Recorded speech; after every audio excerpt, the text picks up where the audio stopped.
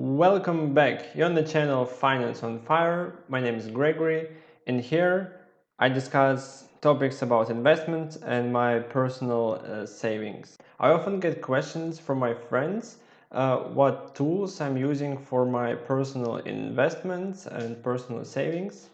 And today I would like to show one of them, which is based on Google Sheets. Google Sheets is similar to Microsoft Excel, but it's web-based.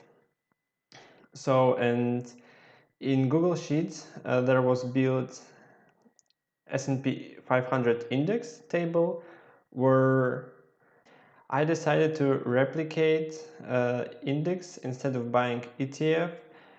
Why I decided to do this, I will explain you later, maybe in another video, but today I want to go just technically showing the tool, how it works and what advantages of using it. So let's start from the beginning. On the first tab, on the first page, usually you choose your goal amount, amount that you would like to reach within 5, 10, 20 years. And in my case, it's $650,000, which will help me to reach my financial independence, financial freedom. And my current value is about 90,000, which is almost 14% from the total. So I still have a long way to go. On the right side, you see dividends. If you split all the dividends that I receive per year into months, then I would be getting I'm getting right now $97 per month, and this amount I would receive once I have this much on my account. And this sum has already with deducted taxes, so it's like netto amount. But my portfolio, my strategy is not dividend based, at least for now. And yeah, we'll see how it goes in the future. So, and below you see my portfolio. I decided to replicate S&P 500 index. So here in this table, I put all the tickers of the stocks I buy and the quantity of shares.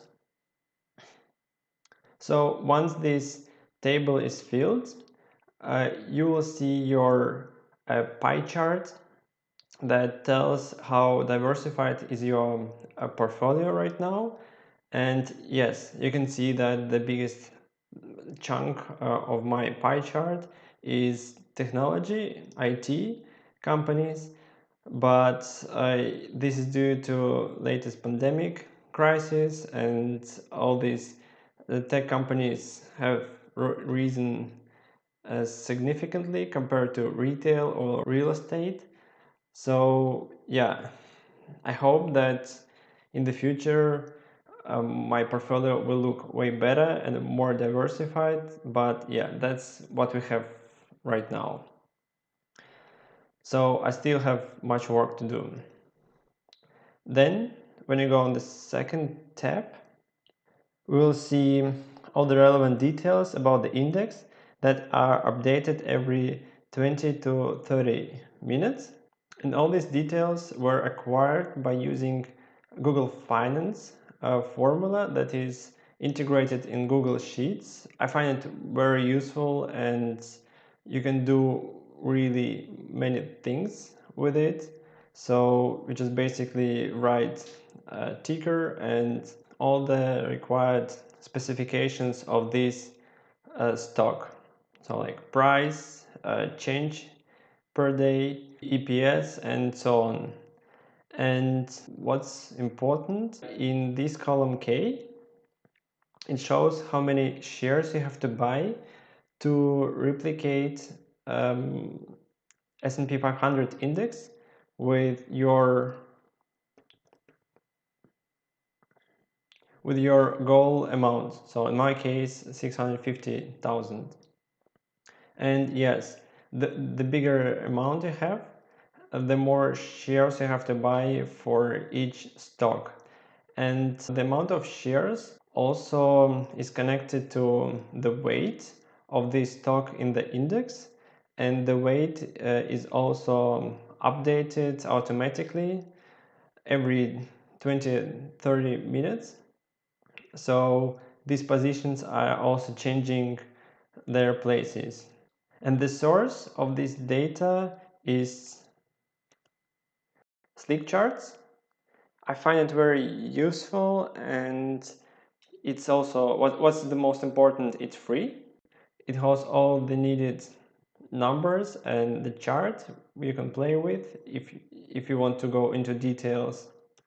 And one really important thing is that this table is not for day trading, since it has a big delay in prices, so it's only for long-term investors. But well, if you're a long-term investor, you don't really care how price changes in an hour or half an hour, so this is fine for me. Or also, if you want to see the numbers right now for many positions, you can do it here, and it's very useful. Then when we go to the column R, you see important details called bought shares. So these numbers are directly connected to the first tab. So this table, your portfolio, and if you enter, let's say, Microsoft 15 shares, it will automatically go under Microsoft and put this number here. And then once you have this number, the formula calculates how many shares were already bought from the total amount, so in percentage. And ideally, you have to reach 100 for each position to reach S&P 500 index. Then you see here all the information about dividends. So if you want to find dividend positions, dividend stocks, you can just filter all the required stocks and see the number you're looking for. But the dividends are not updated every 20 minutes, since they are connected to the root file, which is here. And it's another table that should be updated automatically once per month. Then you will see here a nice crisis indicator, which is, yeah, it's nothing really serious. It's just for visualization, and this is not a trading signal. It just shows the current price of the stock, and if it's on its low or high in the 52 weeks. And if you unhide these two columns, you will see what was the lowest price for April and its highest price. Usually if you have more than 5 here, then it means that it's close to its high, and if there is just one, it means that the position is on its low. So let's see what's here. JP Morgan.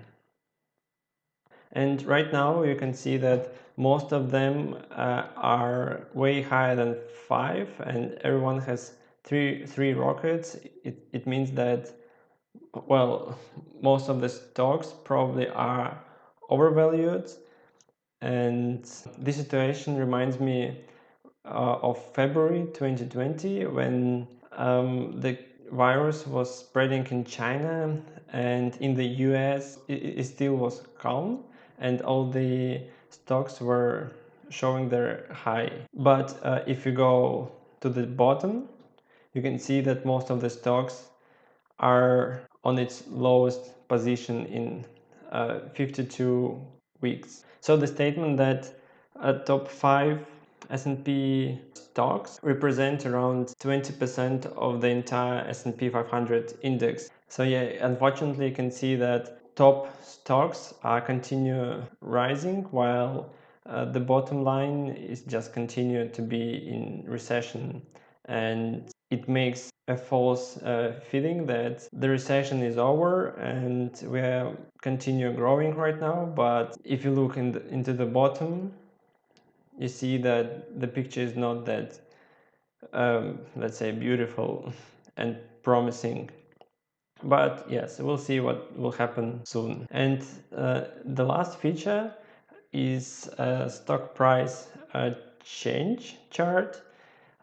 Yes, sure, you can't really see a proper movement for each stock, but it helps to feel the tendency of the movement and understand if the stock is growing or if it's in recession, and yeah, in which direction it moves. For instance, if we go and take this stock,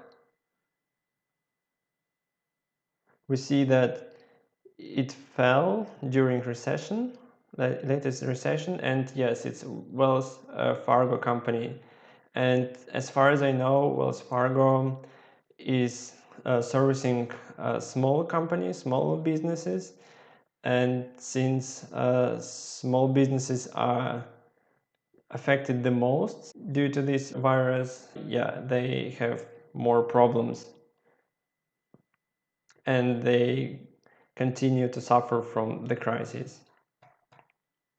While tech stocks like Apple, Microsoft, and Amazon, you can see that they already over their February highs and they continue to grow. So yeah, this was a small explanation of the technical part of this Google sheet, which uses Google Finance. And if you would like to see more details on this tool, or you want to know more, or how to build your own, you can just tell me or write in the comments, and I will provide another video explaining further details and explain how Google Finance formula works and what other features you could use. Just like you could also add your alerts saying that if the price will be higher than 500 for Apple, then you should short this position, or the other way around, if it's below 450, then you should go long. But this topic is for another video. So yeah, thank you for watching and see you in the next video. Bye.